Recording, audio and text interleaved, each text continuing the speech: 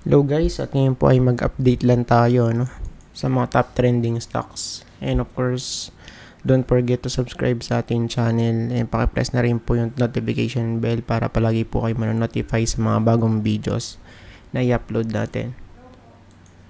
So, wait lang. Hindi pa pala nakaano to. Ayan. Shout out sa mga viewers natin guys. So, let's start with OGP since ngayon weekend Saturday. Karamihan nagpapahinga. OGP. So ngayon is mag-update na tayo. Ayan. So first of all, OGP guys, na-support na to. Ayan. So, support na to guys because kung titignan natin, may na tayo dito May reference na tayo guys Ayan Ayan. No? So, sa ngayon, tingnan natin kung mag-hold yung price dito sa may loob ng green box. Kasi ito na yung pinaka major support niya, Ayan. Then, sa lower time frame, check natin. Same landing kasi dito. Ayan. So, typical lang to na support. Support. Ayan. Kung titignan natin sa weekly, halos wala nga dito makikita diba? So, sa chart ni OGP. Okay, pag sa weekly chart tinignan, so halos hindi pa gaano stable. Ayan, pero sa daily, kung titignan natin, medyo nagba-bounce naman dito, Pero ang natin, ang main concern natin, yung lower highs dito. Ayan, series of lower highs. Okay, tapos flat dito. So, pagka hindi nag-hold, yun ang masama, Ayan. So, next is APX. APX. Check natin sa weekly. Medyo mataas na rin kasi to. Tapos may divergence tayo dito guys, Lower high dito. Okay, tapos sa may price. Higher high. Ayan, may divergence. Tignan natin kasi yung support ito naman sa 4.17. So malapit dito sa may gitna ng ng green box guys. Ayan. So ngayon pagka sinilip natin, of course medyo mataas na to actually. So, diba? Okay, from here, nung 2020, nag-rally na ng ilang percent? 400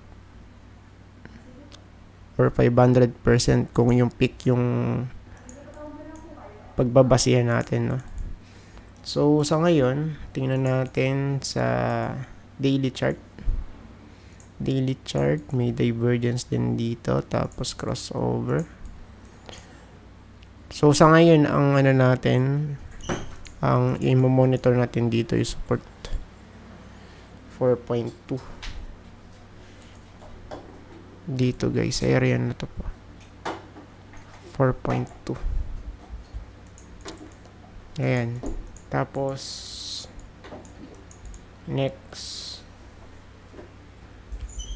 green. Check natin yung green. Ano ba nangyari for green? Okay, support pa din siya. At kung i-extend natin tong green box na to, still resistance pa din naman, Ayan, so far, siya sideways, guys. Ayan. Since nung nalaglag dito, nag-bounce lang. Laglag ulit, tapos bounce. Retest. Laglag ulit, tapos nag-hold, then bounce, tapos balik ulit dito. So, yun nga lang, pagka ano na to, hindi na to nag-hold. Ang possible target dyan ito. 0.17, ano? Dito, guys. Ayan, kasi yung magiging ang pinaka-target na to, yung height. Yung height na to. Ayan, so pag sinukat, hanggang dito yan. So, at least nandito sa may loob ng green box. Then, sa daily chart,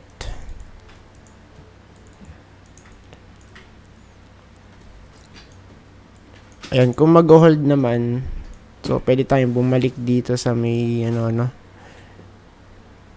sa may resistance, malapit sa 0.247, guys. Ayan, kasi ito yung resistance niya.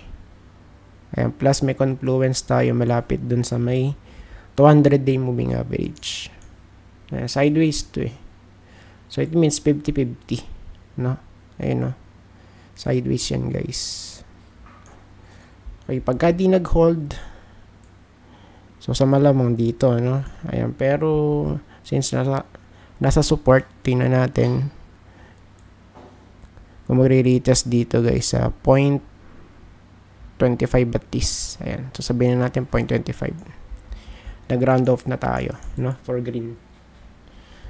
Then, next, infra.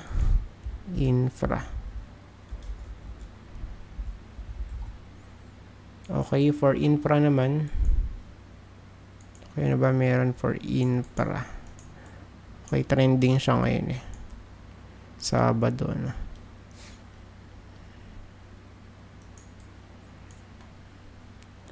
So, for this one, still, kung titignan natin, medyo,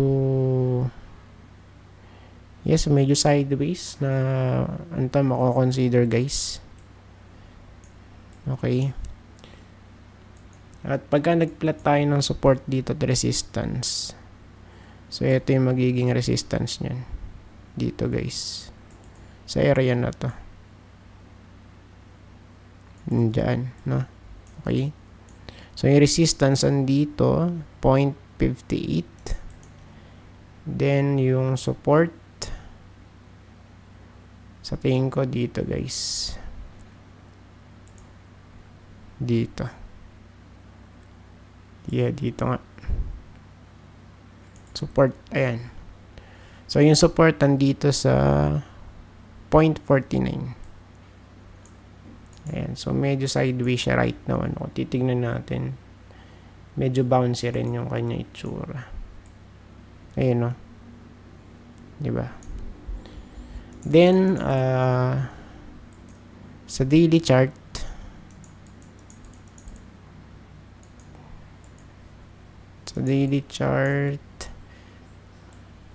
okay, wala pang breakout kasi retest pa lang to eh. Retest lang siya rito, guys. Ayan, sa 200, no? Ayan, magiging bullish to pag nakapanik, of course. Okay, pag ganito nangyari, no? Breakout, throwback, tas nag-hold, then nag-push. Okay. Pero kung di makakapanik, ayun, yun lang, bearish, no? Ayan, so tingnan natin yan. Next, all day. Check din natin yung, weekly. So, retest lang din to. Double bottom pattern. Para siyang Adams and Eve double bottom pattern. Yung sa first bottom, V-shape recovery, tapos yung sa pangalawa, medyo rounded, no? So, i-search. Paka-search na lang, guys, yung Adam and Eve's bottom pattern. Ayan. Tapos, since nasa resistance, tingnan natin. Of course, yung confluence na to, pag nag-breakout.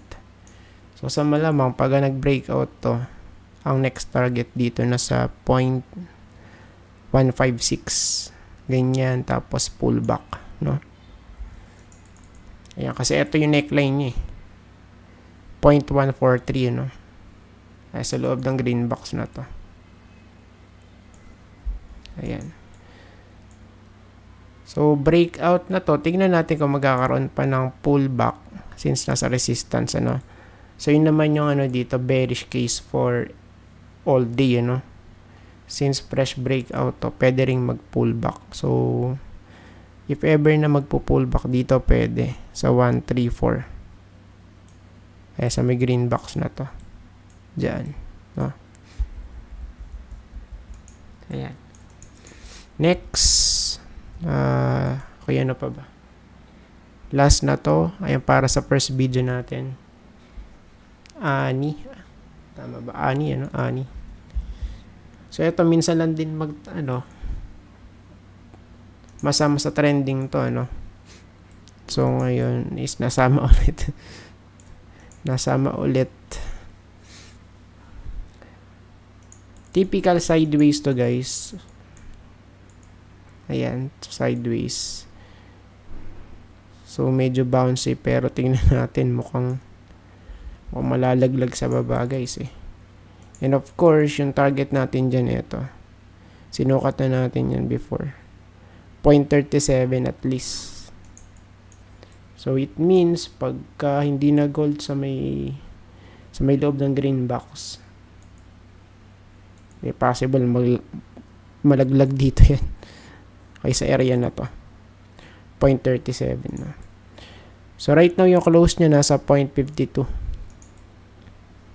Bearish. Looks bearish, ano? Tingnan natin kung mag-hold or kung babalik dito sa may loob ng green box, no? Pero pagka kasi hindi, so, sa malamang, may chance, ano? Na malaglag dito yan sa 0.37. Ayan. So, I think tapos na po tayo para sa first video. And yung katuloy po na to is REIT.